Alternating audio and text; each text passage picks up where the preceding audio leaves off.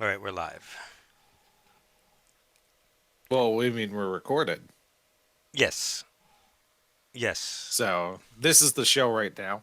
Yes, This is episode 3. this is episode 3. I'm going to lead us in. Oh, okay. You I, lead. I mean unless you want to take it. Oh, okay. Well, now I feel nervous. Okay, I'm going to do it. Hey, everybody. Welcome to Raising Those Spirits. I'm Sam, I'm Steve. and we're here to talk to you about all those fun, spooky activities you can do year round with your family, because family is the best. Funny story, you just said raising those spirits, which is our name, but at the end of the last episode, we signed off with our original name, Raising Spirits. That's right. If you've listened to this show in the past, which you might have because this is episode 3, you'll know that we had kind of a long saga with name changes. We were really going to go with Raising Spirits for a while until we realized there was already a Raising Spirits podcast that started like a week after we had decided on that name. It's totally resolved now, though. Facebook official, we are raising your spirits. No, Oh, raising and I have a those correction. spirits. We just got Can't off get it of right. raising your spirits. We're back over to raise those spirits, and that's the name of our podcast now and forever. Yes. I was gonna say my I was wife going to pointed say out at the end of the last episode. She was like, "You signed it off wrong," and I was like, "I'm not re-recording it." Oh, I also have a correction. I referred to the name of the Etsy shop where I purchased my small graveyard themed plant placards as Death by Design. They are actually Cursed by Design. So Ooh, if you're looking for them, they are Cursed by Design. They are on Etsy. perfect. I was listening to the latest episode in the car with my wife because I'm vain like that, and she started talking to podcast me. Like she started talking back to the podcast, and I was like, "You're talking back to the podcast that I am on." She goes, "I know, and unlike the rest of my podcasts, you're here to actually answer the things that I say." Can I tell you, I work from home with my wife, and I edit it during hours that we're both in the office, and she does the exact same thing. She will stop, like, I will stop the edit so that she can ask questions or reply to things. It's like this. This is not. You're not talking to actual people here. This is a recording. I Even mean, if I'm here in the room, it's a recording. the problem last episode actually was she was in the room, and I actually had to edit her out asking and answering questions 3 times during the episode. And I was just like, we're recording a podcast. You cannot just throw in your 2 cents. Do that afterwards. Make a note. So yeah, I remember. I think there is one part of the last episode where you can hear my wife in the background. I didn't catch it. Oh, no, it won't be in this one. It will be in Dad's Digress. So it's Dad's Digress for episode 2. Oh, okay. So literally the last thing you would have heard before listening to this podcast, because that Yes. comes out on the off weeks. But Sam hasn't heard that yet. I haven't. No, it's gonna be a surprise for me. Chronologically, we are recording this before that is released. So everybody gets a little inside baseball. I'm So what have set. you been up to? I mean, it's been a big week. Spookier than I thought it was going to be. I thought it was going to be a light spooky week. But right before I came up here, actually, my wife and I were sitting on our back porch in the woods, just kind of listening to like all the birds and the sunset and all that, and some bats swooped over Ooh, because that's spooky. we have a brook that goes through our backyard, but we also have like wetlands that it comes out of. So right now there's a lot of bugs, so the bats are going crazy. So we were talking about building some bat houses on the property to try and kind of attract more bats to deal with the bugs, but I feel like that automatically ups the spooky factor. Sure, because at that point you're just living with bats. Yeah, exactly. I've got the creepy well from the ring in my backyard, and I've got bats. Love it. I love bats. No, they add a little bit of ambiance. It's nice. Yeah, it was. It was nice. It was very unexpected. We don't normally see them. Yeah, it just swooped right over, and I was like, "Whoa! Oh, that's awesome!" And You know what I think is scarier than bats? I mean, a lot of things. I think like Well, partake. vampire bats. Ooh, getting into the theme of the episode. I wasn't sure if you were setting me up or not. Oh no, no, I was gonna say birds. I'm afraid of birds. My wife is Like, too. So is my mother-in-law. I do not get it. I love birds. I was like, I love just like this time of year because since we're in the woods, if I open any window when it gets warm, it's just like bird song, and that's great to me. I don't mind birds outside. I mind birds being near me, Mm. especially like birds people keep as pets. Like, if I'm outside and see a sparrow, I don't care about a sparrow. If I'm like walking on the street and there's a duck, I don't mind the duck. But if I go to somebody's house and they have a parakeet, they're just letting their parakeet fly around all over the place, terrifying to me. I hate Oh, it. I love that. That is like immediately like, oh, hey, little fella. I grew up with them though. Like not in my house, but like a lot of people I knew whose houses I was at a lot had cockatoos and parakeets and parrots and like they were just free roaming. You're describing hell for me. That is literally my hell. I am like, it's like I don't know that I could take it if I got in a fight with a parrot because they got those claws. Like if I got in a fight with a turkey or even a goose. I mean, I don't like geese. But like I feel like if I got in a fight with a single goose, I would probably do well because you could land a punch on a goose. Whereas a You better take parrot, it I'd out be. with that first punch though. Gooses, Oh no, you only get one shot. yeah, they don't mess around. But yeah, if I'm like fighting a parrot, I know I'm gonna get clawed, and I'm going to cower in a corner in fear. That is what would happen if I had to try and fight a parrot. I love birds. My wife not so much. You not so much. You Do not like are birds. you're Tippy Hendren.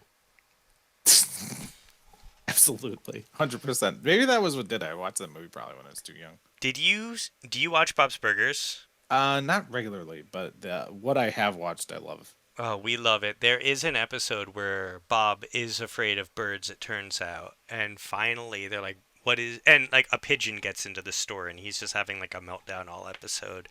And they're finally like, what? Why? Why are you afraid of birds? And so he's describing this traumatic childhood event. And you watch it all happen. And they're like, that's just the ending to the birds. Bob, that's Tippy Hendren. You are Tippy Hendren. Did you watch the birds as a kid and think that happened to you? And he was like, "Oh my God, I am Tippy Hendren," Oh my god, and that's just what I can think there. oh, Well, that this makes sense. this has been a lively opening to an episode about undead. So yeah, I mean that's one of the things I've been doing. Getting back to the bat houses, Getting back to the bat. I bought a bunch of planting vines to take over things. Like recently, I built a pergola with a bar, so I bought a bunch of flowering vines and stuff to go up the edges and go up the beams and take over. And a few other parts of my house, I bought some vines that are just going to spread out and kind of give it that spooky, earthy, vine-covered look, which is an aesthetic I am into. Oh, I get it. Totally get it. I received a package from my brother who went to he lives by a drive-in theater and they did a special showing of the Monster Squad Oh, I class just watched it on TV the other day. and they made a documentary called Wolfman's Got Nards about it. The kid who played the lead made the documentary and he was there doing signings and he signed a vampire steak for me. Oh, that's awesome. Yeah. So that showed up in the mail. It's in my curio cabinet now. It's very exciting. It adds spooky on multiple levels, and it's a fun little talk piece. That's really cool. Yeah, I'm excited. A lot of my vines are coming in. I got a new curio. I'm building bat houses. What are you up to? What am I up to? This is the best thing I've done in a while. I was able to take my Halloween decorations and repurpose them as a fairly decent soccer goal Okay. in my backyard. So I'm really proud of this. What I did, because my daughter likes, playing soccer in my in-laws' yard. They just have like a soccer goal, and a ball she can kick because she has older cousins who are like teenagers, so they have plenty of sport stuff. So even though she's too young, she wants to play with the bigger kids, and she plays with these things. So I watched a video, and I'm like, oh, I should get her a soccer goal so she can kick her ball in our backyard into the goal. And I'm like, let me see what I have because I knew I had a lot of PVC pipe left over from a fairly elaborate Halloween display. I was like, I bet I could make a frame out of that PVC pipe, and then I would just need to get some netting. I was looking online, and if you buy just a little kid's soccer goal, it's like $20. So it's like, okay, that's actually not that bad. But the netting is like, if I just get netting, it's 15. I'm like, oh, for $5, is it really worth me trying to put a thing together? And I could just buy the whole thing. But I was like, let me take a look in my shed. It was like 5:45 in the morning on Saturday or Sunday, and I couldn't fall back to sleep. And I had myself a cup of coffee, so I could just enjoy a cup of coffee outside when it's quiet before my kid woke up. Finish up the coffee. I look in the shed. I find the PVC pipe, and then I realize one of the Halloween decorations I had from the display was a pirate ship, which had a net on it, which I think was secondhand from a friend of ours who does burlesque. She had done, I think, a mermaid performance, and she had the net left over. So she gave me the net for part of the Halloween decorations. I was like, this is perfect. And then I also found like a bag of rainbow colored zip ties that you're supposed to use for like electrical cables and stuff. So I was able to use the PVC piping, the burlesque leftover netting, and these rainbow zip ties, and I put myself together a pretty decent soccer goal. And I was really proud of myself. So instead of spending $20, I did it for free, and I made it myself. That's great. Yeah. Now I'm wondering because I was also looking at a soccer net because he's not great at like any type of order, but my son has learned that he loves to kick balls around, and he is far more Oh sure. I mean, coordinated. he's 1.5, right? Yeah, yeah, it is the best game, and I was looking at like a $20 goal, and then I was like, really, anything can be a goal. Like I'm using just like lazy parent. What he doesn't care. When he's a little older, he'll care. I'll need to get like He some doesn't kind know. of He yeah, has no idea. exactly. He has no idea. Right now, I'm using a baby gate. Oh no, a baby gate is perfect because it even looks kind of like a net. It's usually, I mean, like ours is like a cross pattern. That's another thing that's just living in the shed now. But no, that could totally work. Why buy things when you can repurpose junk you have laying around? Exactly. I've got so much junk laying around. I might as well put it to use. So what else you been doing? What else have I done? No, I did some gardening. I've just been trying to get out in the sun, honestly. I picked up for my wife for Mother's Day, and I need to get frames for these. This is another Etsy purchase because I purchased pretty much everything on Etsy. Found these was upcycled music pages, sheet music Mm-hmm. that had crows printed on them. Like they're really pretty. I think they were delivered. They were shipped out of Florida. I think the person who makes them. And my wife loves crows and bats and things. So they were really just these perfect, nice prints for her. And they go kind of. We have a. I don't know if I've ever told you this. My father-in-law is a taxidermist, so I have a stuffed crow in my house, and I thought they kind of fit with that. But there's these really pretty print, crow prints on that sheet music. I really like them. So that was my big spooky purchase recently. One of my coworkers at one of my old jobs was working on training crows. Like to do tricks and stuff, To or like to are be they the ones like a that'll helper. are they the ones that'll bring you stuff, right? Not ravens. Crows are the ones that like you I can think they like both will. they both will. I think it's crows because he was working on getting like a crow army because there's certain things they like and they'll start to figure out that you're putting them out for them and they because they're social creatures will give you stuff in return. So if you leave out things they like, if they find like shiny things or whatnot, they will bring you stuff and be like, hey, I found this shiny thing. And sometimes they'll just bring you like a ring or something that someone lost that they found. And so I've read about that. he was like, we have like 50 crows in the parking lot here at the job at the time. Like at any given time, there's just always crows. So I'm gonna start training them.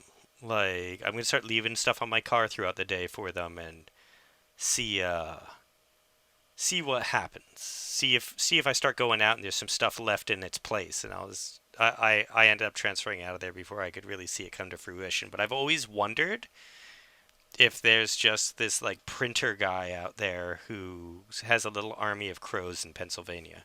It might work, but it might also just end up with your car just having a lot of bird poop on it. Really could go either way. Could go either way, Uh, but I'm going I'm going to encourage our listeners to attempt to befriend crows. I'm not going to try because, as famously, I'm afraid of birds. But I'm encouraging everybody else to try, and you let us know how it goes. he You know did. what? If we get 8 out of 10 people who get this to work, I'm going to try it. 8 out of 10. I'm gonna hold you to that. He did a Oh lot of no, research. do it. He did a lot of research and like really like learned his stuff, learned exactly what you had to do. He got like invested in it. So I hope it worked for him. Let's He move on to our spirits. What spirit are you raising this week, Steve? Okay. So the theme of the week is vampires. And Vampires. so today's cocktail for me is a vampire's delight. Ooh. And that is 2 ounces of rum, a banana, 2 scoops of vanilla ice cream, and grenadine. So you put the rum, the banana, and the ice cream in a blender, and then you take a wine glass, you drizzle the grenadine around the inner edges of the wine glass to kind of coat it and give it that runny blood look, and then you pour the milkshake into the glass and you drink it, and it is very tasty, and it is very spring slash summery, That and sounds lovely. it is. It is a. It does sound like a little bit much too. It is an end of day dessert drink or like a I am by the pool and it is very hot and I kind of want to get my day drink on. But I mean, it's a milkshake, you know? It's at the end of the day it's a boozy milkshake. You can't have more than one, really. Like alcohol content wise you can, but like sugar content wise you can't. But it's nice. It's a nice little like if you want to have a dessert but also have a drink, it's a great combination. It's a way to do both. Dig it. I would drink again. What are Okay. you drinking?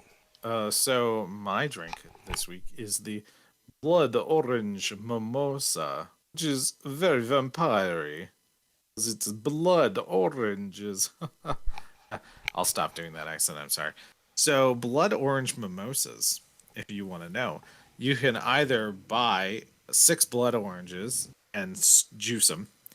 Then you want to have a glass of champagne and pour that juice into it, and you have yourself a blood orange mimosa. It's as simple as that.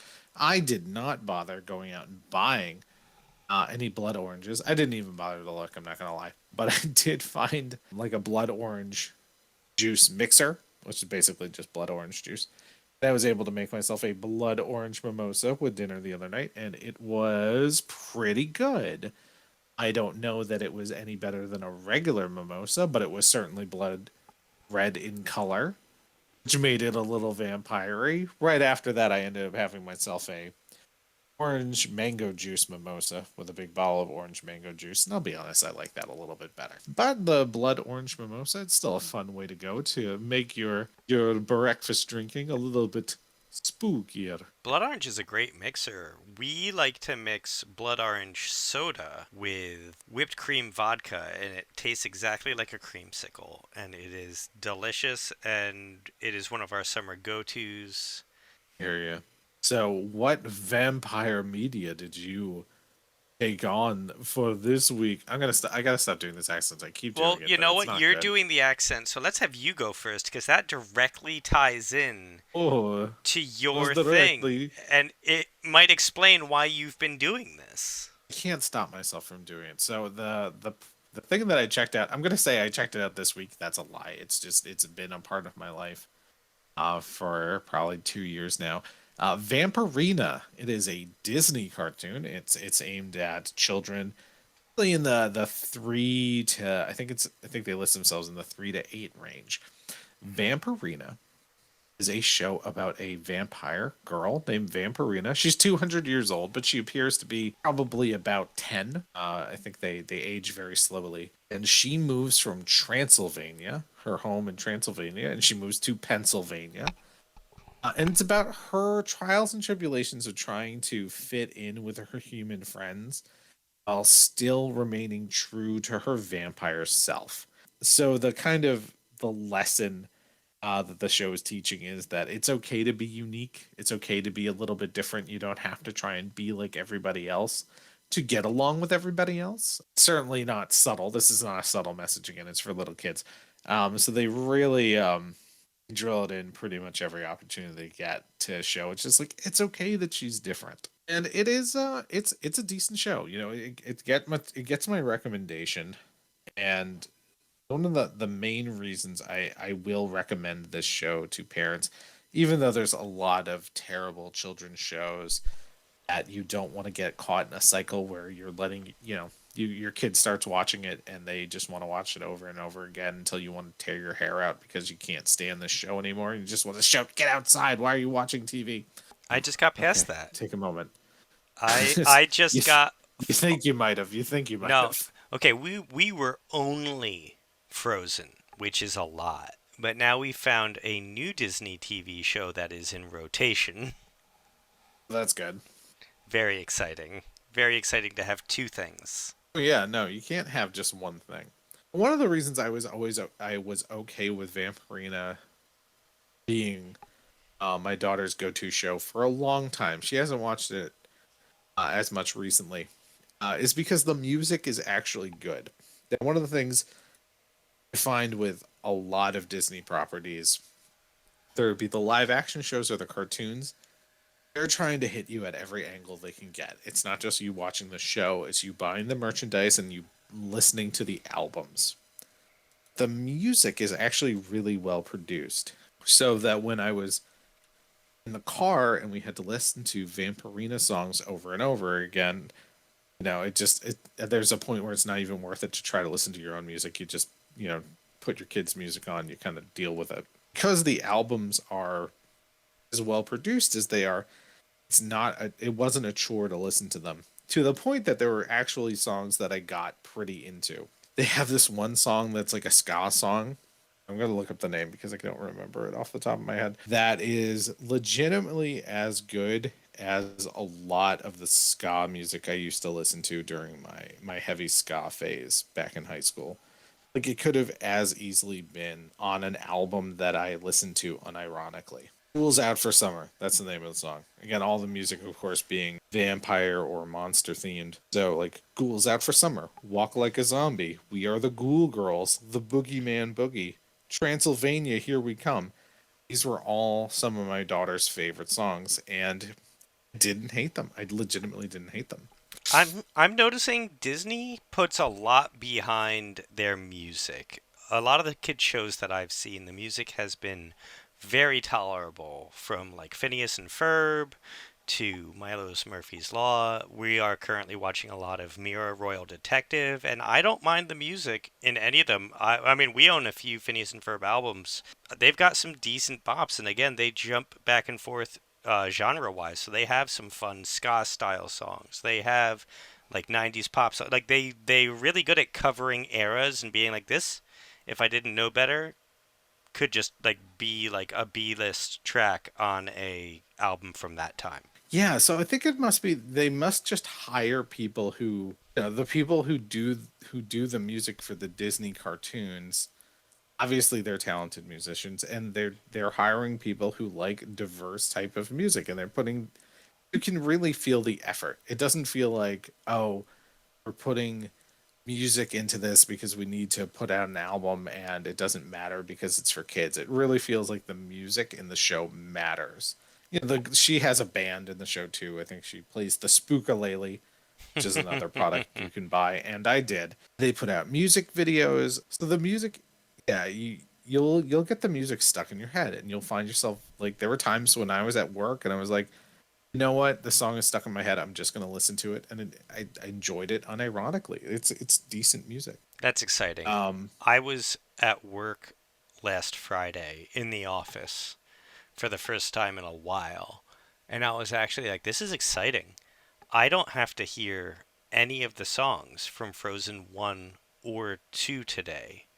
And then I then proceeded to have songs from Frozen and Frozen 2 stuck in my head all day, yeah, inescapably. So now that we've worked some TV shows into the mix, hopefully I'll get some tolerable songs from kids shows stuck in my head when I'm not watching kid shows. the other thing I'd want to say about Vampirina is it is an easy introduction to monsters.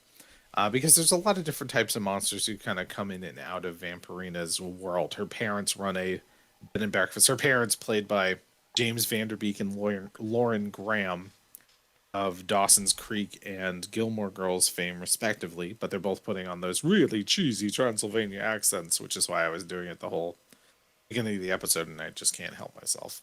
They have mummies who come in. They run a what did I say? They run a bit run a scare B&B, quote unquote. So they have mummies who stay with them. They have witches who stay with them. They have Frankenstein's monsters who come and stay with them. So it's actually my daughter learned a lot about the different types of monsters from the show. Now, obviously, they're toned down. These vampires, from what I've seen, never suck blood, and they go out in the daytime without seemingly any sort of a problem. I think you can even see them in mirrors. So I don't really know what the downsides to being these vampires are. So they're playing a little fast and loose with the lore.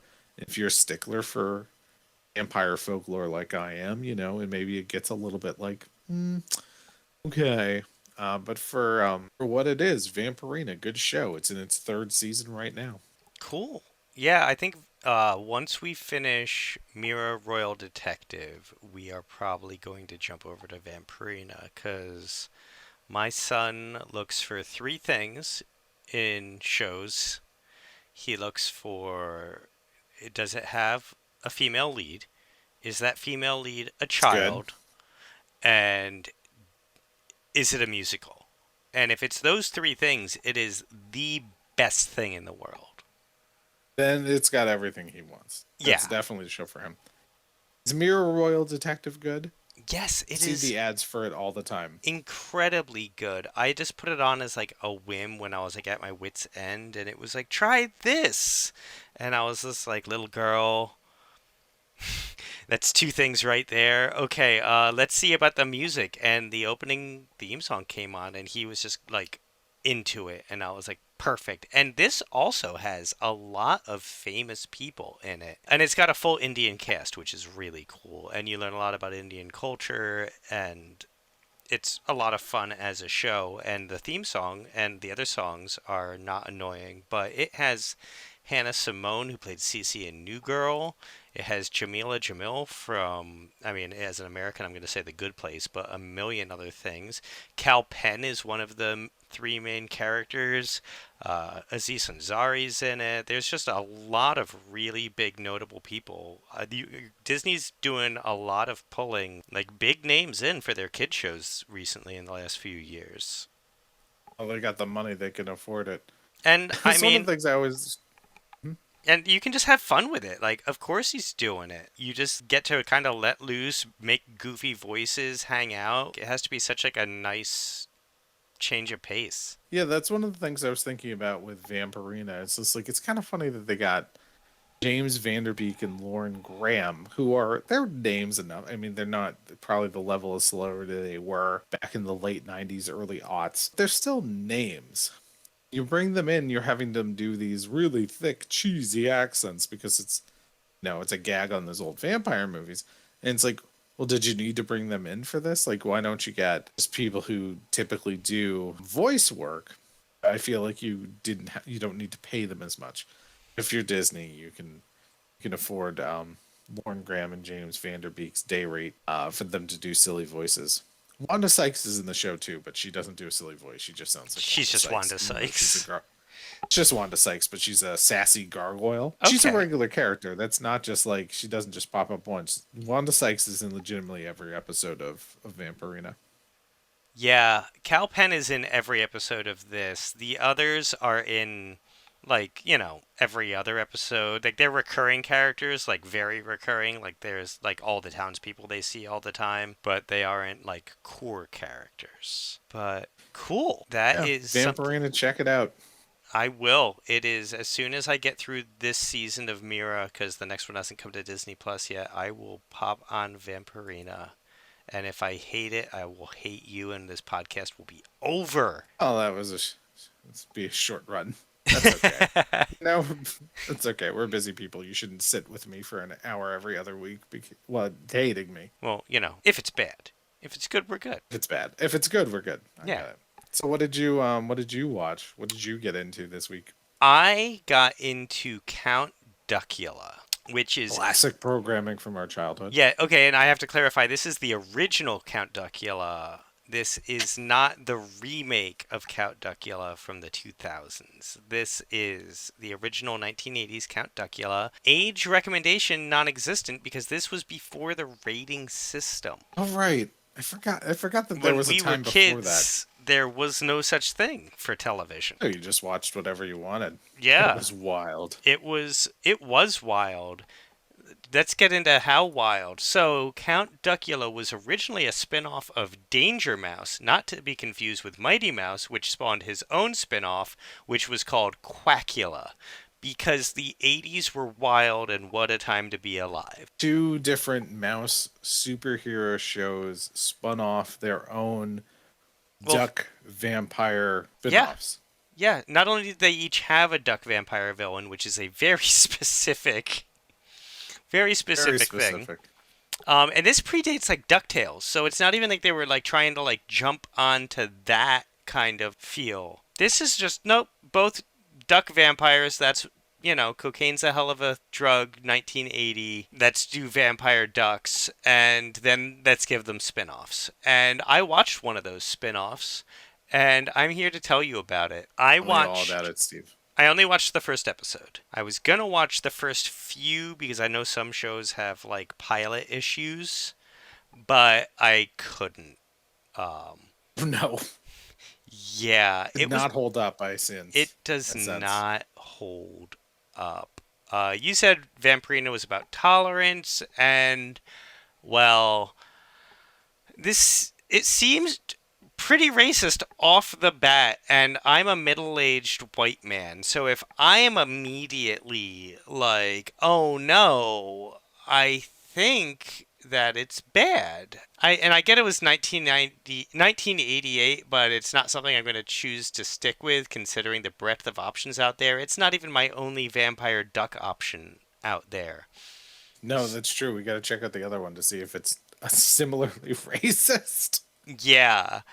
So if anyone's seen Quackula and can tell me if it's got racist undertones, I'm all ears. I'd love to hear it. I could look on my own, but I didn't. I just know that in the first episode they go to Spain and are immediately abducted by banditos, which I did not know was a Spain thing. I thought that Don't. was No, I yeah. think that's more of a Latin American thing. I Which again, definitely still. did. And then that leads me down this awful rabbit hole where I'm Googling, like, does Spain have banditos? Did Spain have banditos? And Google wasn't helpful. I just had to imagine that this wasn't a thing. The stereotypical leader of the bandits, who again did not seem Spanish, he seemed Latin American, had an unpronounceably long name to the point where he gets confused saying his own name, and it just Mm.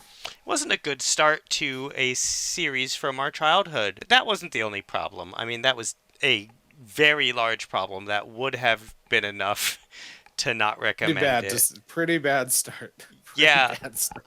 it's a bad start, but it then lost me where I know it's a cartoon and cartoons do Mm. whatever they want, but it doesn't even follow its own cartoon logic. For example, the opening of the show clearly states they tell you all about vampires, and they clearly state that vampires Hmm. cannot go out into the sunlight because they're saying how you kill vampires and like the three ways Okay. to kill a vampire, and they show them die when these things happen.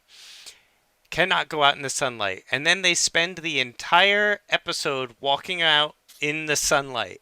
It is literally the premise of this episode. It is too gloomy and dreary in Transylvania, so they are going to go to the sunny plains of Spain on a vacation. And they do, and they walk around in daylight completely fine. And I'm like, there was a pretty big buildup in the opening about how you can't do that. But okay, whatever. At that point, I didn't really have a lot of time to question it because, as I told you, as soon as they get to Spain, they are abducted by banditos. And I was like, that seems like a smaller issue than what I'm dealing with now. Oh my goodness. And it's not funny. Like, some kid shows are like, you watch them and you laugh and you're like, oh, that's good. And it's just not. Like, on paper, these jokes seem fine. Like, if you were like flipping through the script, you're like, okay, yeah, like that's like a kid's show joke. But upon execution, they all just fall completely flat. And they all hit the same note, and not in like a fun rule of three way. Just like, oh, we're still on that. That was at best Hmm. a huh. Like the first time was like a Garfield funny, and anything after that was like, yeah, I heard you. Yeah, Oh no. yeah, I don't, that's awful. That's so. It's disappointing because it's one of those things that I remember. I just don't remember the show particularly well, but I remember the credits, the opening yes. credits. That was my Because final those. point. My final point was that Oh. theme song still slaps. Because I remembered only the theme song from my childhood. And now I know why. The show was terrible. It just had a great theme song. I mean, they. I feel like they put a lot of effort into the theme songs for those shows back then, because it would play in every episode. So, like, if you put a lot of money into making sure your opening theme was really good, that's 2 minutes that's going to pay off literally every episode of your show. And you could notice that on a lot of 80s cartoons. Like, if you watch the animation in the opening of Transformers, it's really good. And then the animation, the episodes itself is always quite subpar. Just So I plummets. think that's why those themes always stick around. But wow, that's terrible. I think I'm the most disappointed. I mean, aside from the racism, I'm probably most disappointed in that they didn't follow their own rules after making such a big deal out of it. Right? Like, there is a vampire hunter actively hunting him. He's like the main antagonist of the show. So, these things are obviously a threat. Like, they wouldn't tell you about them if, like, you didn't have to, like, worry about the main characters being caught by the vampire hunter who's actively on their trails. But then, like, do you? Because at least one of these things has no effect on them. It's just bad. I mean, you got to give us the bare minimum. I know it's a kid's show, but follow your own rules. I feel like vampire media now very frequently, I don't know if it's post Twilight or whatever, they will skirt daylight rule. They're like, Absolutely. oh no, can you see it a lot? And I feel like they have to do it just logistically. It's like, logistically, especially if you're shooting a movie, it's like it's just too hard to do all of it at night. We have to just say that vampires are okay during the day. I just recently watched the movie A Bit, which came out in like 2019, 2020. And it's about a group of, not children friendly. This is a grown up movie. It's about a bunch of like teenage vampires, or I guess teen appearing vampires because they're ageless, and they make big very clear up front, like, oh no, you can go out in the daylight, you're just not going to enjoy it. It makes your eyes, it makes you uncomfortable. It's just like, what's even the point of being a vampire if you can I go out in the day? Like, it's just like it ruins the entire mythos here. I don't remember what I was watching, but since our last episode, I watched something with vampires and I had the same exact thing where I was just like, I guess vampires can just go out in daylight now. I guess this just isn't a problem anymore because Yeah, it's all over the place. it was. Duckula was ahead of its time while also being terrible. Because I mean, like, it's true in Vampirina also. Yeah, vampires can just go out. It must have been a kids thing that I was watching because let's be honest, I haven't watched much non-kids related stuff recently. But Vampires were just walking around in the sun, and I was just like, I guess we're just throwing that trope away. 'Cause there has to be real major drawbacks to being a vampire to make their story compelling. So if you're just all powerful and immortal, like, oh no, but poor you. You know, if you have to give up the daylight and you are a creature of only the night, like I get that. Like that's oh, that's a lonelier existence. That's a disconnected existence. But if it's just like, oh yeah, I'm weak to fire now, it's like, well, you were weak to fire before. Not a Everything's big weak to change. fire. It's fire. It's fire. It's fire. It's like, oh, I can't survive a stake through the heart. It's like, well, what can? You know, You know? the Dresden Files book series had a fun little explanation in one of the books about why there's myths for everything. Hmm. Because he can't go near technology, it'll break down because of like the magic around him. Wizards can't really use technology, but that wasn't Sir always. Dresden in this series is a wizard for listeners who Yeah, are not sorry. familiar with the books. Yeah, he's a wizard. He can't go near technology, it'll break down. But throughout history, it's ever changing. Like it's like a lot of like the mythos about witches and wizards, where like if a witch touches you, you'll get a wart. Like there's always a sign that someone is a witch, but it changes with the times. It's like a constant evolution. So like now he can't go near technology, but historically like it was a bunch of other ones of the tropes, and it evolves with societal things. So maybe the vampires have just evolved past the sunlight, and now they've got another thing. I think people are too cheap to shoot at night and they want to shoot during the day. I agree, so long as they don't use I a think blue that's the filter. actual reason. Oh yeah, no. No, it always looks bad. Looks like a trauma film. No, it's like nighttime is not blue. It's not it's it's once you know to look for it, it's like, oh, this is terrible. It looks really bad. Speaking of, while we're on the topic, digressing into Mhm. things for adults, because you gave an adult recommendation. It did. Because, sometimes you want to keep it spooky without your kids. Hmm. I have been meaning to listen to this podcast for a while, but earlier today I had a few hours and I was going to be doing housework, and none of my other podcasts had updated yet. And I'm caught up on everything, so I started yet another podcast because it's Sure. only a dozen episodes long. It is called Station Blue, and it is a spooky horror podcast about a man who gets stationed down for a few weeks in Antarctica at a science facility, and he's the only one there. He's basically like it's gonna open in like 6 weeks. It's been shut down all winter, and so he's gotta open it up, get everything working, and kind of live there alone for 6 weeks. And spooky things start to happen. And I'm halfway through it, and I'm thus far really enjoying it. It's a slow burn, which I don't normally love, but I'm really enjoying it here. And one of the things I really like about it is at the end of every episode, they're like, hey, we're bi weekly, 2 weeks till the next episode. If you want to fill the void until then, here's another spooky podcast that you can check out. And they tell you a little about a different spooky podcast every week.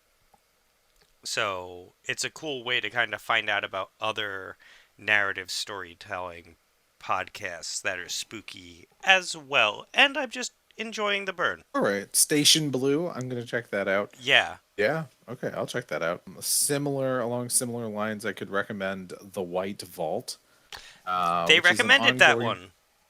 Did White Vault? It's a good show. I think they ended season four Yes. earlier earlier this year, or maybe it was the tail end of last year.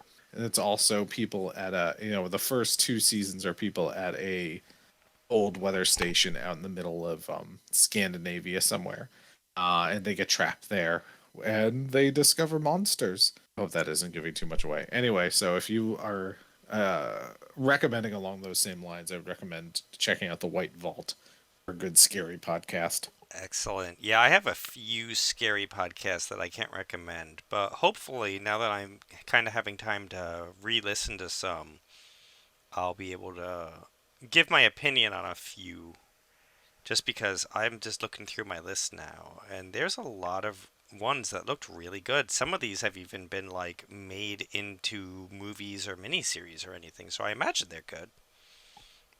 Oh yeah. So maybe this is digression. This could be a new segment. Uh, grown up time.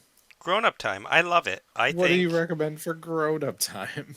that's true because I play a lot of like spooky horror games Hmm. and stuff, and like that's not for the kids yet, but I like to get together with my other grown-up friends after I put my son to bed, and we play a lot of spooky video games together and There you unwind go. and catch up. And I mean, it would be a good segment. We just found a game called Labyrinthian, and it's got a free demo for you to try. But the whole thing is basically there's like an amusement park that is like a giant hedge maze, and you guys have to go in and you're like repairmen or something, but you get lost in this giant hedge maze, and there's something in there with you, and like you just have to find the way out, and it's kind of a cooperative thing, it feels like. And we haven't gotten to play it yet, but I like booted it up and got like a bass atmosphere off of it, and I was like, this is really good, this is really spooky. I'm excited to jump into this. So I think we should have adult time segment so we can talk about Okay. things like New that. segment. Grown up time. What can you do when you're commuting or when your kid's asleep? You time that All isn't right, new spent in the segment. bathroom. That's how I ended up building that freaking soccer net because I was just like, if I wake up at 5 o'clock in the morning on the weekend, I get a whole hour and a half to myself. My son, for like the first time ever, slept till like 7:40 the other day, which is unheard of. He got me up at 4:30 this morning. Usually he's up by 5:30, 6 o'clock. And my wife and I were both up just like having a cup of coffee without him for the first time I think since he was born, and we were just like, what is happening? What is this? We have like a full hour to do the dishes, or maybe not, maybe just like hang out. Like what's going on? He could wake up at any time, but how comfy do I want to get? Do I want to like go sit on the back porch with a cup of coffee, or do I try and do laundry? I have a very beautiful amount of not baby time right now. Yeah, it's hard to know how to spend that time. I don't know that I even remember how to spend that time properly anymore. We were both like just in awe that it was happening, but I digress. Nice. Well, should we wrap this one up? Yeah, I think I'm going through my notes really quickly, but I think we covered it. I think we got it. All right. This All has right. been. Well, Oh, well, where can they find us, Sam? where can they find us? You can find us on Facebook. You can find us on Instagram. You can find us on Twitter. We are RT Spirits Pod on those various platforms. We're raising those spirits on Facebook. Find us, connect with us, let us know what you think. Let us know what spooky things you like to do with your kids and what you think would be good for us to talk about. We would love to hear from you. And if you like this, if you did it on a media where you can like or star or whatever, we would appreciate it. It helps get us boosted out to other people who might be interested in this podcast. And it's also just always nice to get that notification that someone liked what we did. Makes us feel special. All right, All right, this well, until next time, this has been Raising Those Spirits. Raising Those Spirits is the name of the show. Raising Those Spirits. We're going to get it right one day. And we will see you in 2 weeks with the new topic is monsters. Ooh, I got a good book for this one. Yes, me too. We both have books, and I'm excited about both of them. So we will see you then, and keep an eye out for Dad's Digress next week as a nice little bonus filler. Bonus. I can tell you it's definitely a good one. We already talked about it and you didn't hear it, but I enjoyed it. Oh, yeah, me too. I can see that you're going to enjoy that bonus episode. Thanks for listening, everyone. Night.